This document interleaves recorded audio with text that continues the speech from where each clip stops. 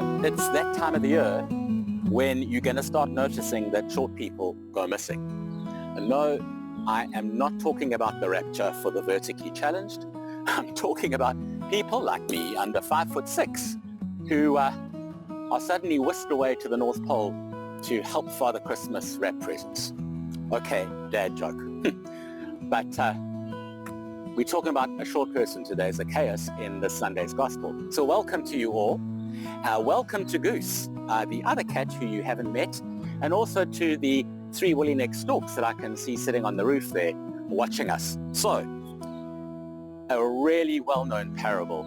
Jesus comes through Jericho. Now, Jericho, an oasis town, a gateway to Jerusalem, a prosperous town. He had pilgrims coming through it. There was a certain amount of farming taking place around Jericho, wealthy people, and so it needed a chief tax collector who was Zacchaeus. And I love this one. He was a chief tax collector and rich, and he wanted to see who Jesus was, but could not on account of the crowd because he was small of stature. Eish, don't I know that? But of course, it has two meanings. Short of stature means short in height, but also short in status.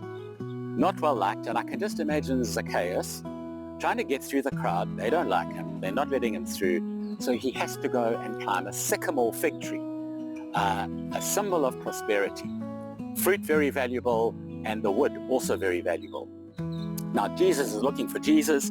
Jesus comes, and he walks under the tree, and he looks up, and he recognizes Zacchaeus and then calls him by name and says, "Zacchaeus, make haste and come down, for I must stay at your house today."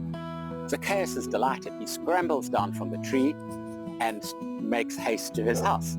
Hey, the crowd are not happy. Why should Jesus go to the house of a sinner? Zacchaeus welcomes Jesus and says, "Lord, you know, I give half of my goods to the poor, and if I have cheated anyone, I pay them back fourfold." And then despite that, Jesus says, "Today, salvation has come to this house, since he's also a son of Abraham. For the Son of Man came to seek and to save the lost." Now that's intriguing, because despite being a tax collector, if what Zacchaeus says is true, he was also a good man. And we do know historically that not all tax collectors were cheats. Some played an important part in the community and were generous. So let's look almost at the stage directions on how the interaction goes and see if we can apply it to our life and see why salvation comes on that day. So, Jesus is coming. Zacchaeus seeks out Jesus. He wants to know more, and he actually makes an effort, climbs a tree to see Jesus. Jesus recognizes him and calls him by name. "I must stay with you tonight." Zacchaeus welcomes him in, tells him about his life. And then Jesus says, "Today, salvation has come." And here's the crux. This is the way we interact with Jesus. He's looking for us. All we need to do is to seek him. He will find us, call us by name. And the moment we welcome him into our lives, salvation comes to us. That's what it is. So this week, we've got quite a challenge. We need to seek out Jesus.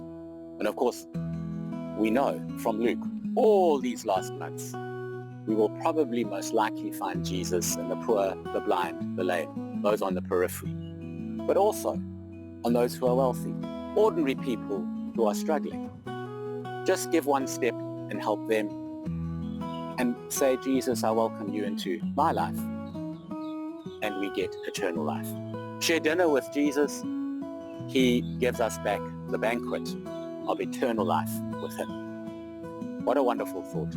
I hope you've enjoyed today's reflection on the gospel. Please join me this time again, where we both take a cup of the hot stuff and mull over the gospels. And until next week, God bless. Oh, well, that went well. And now I have to get down. Okay. Hello? Oi, anyone here? I need to get down. Okay, guys, shut your eyes. I'm jumping. Oh!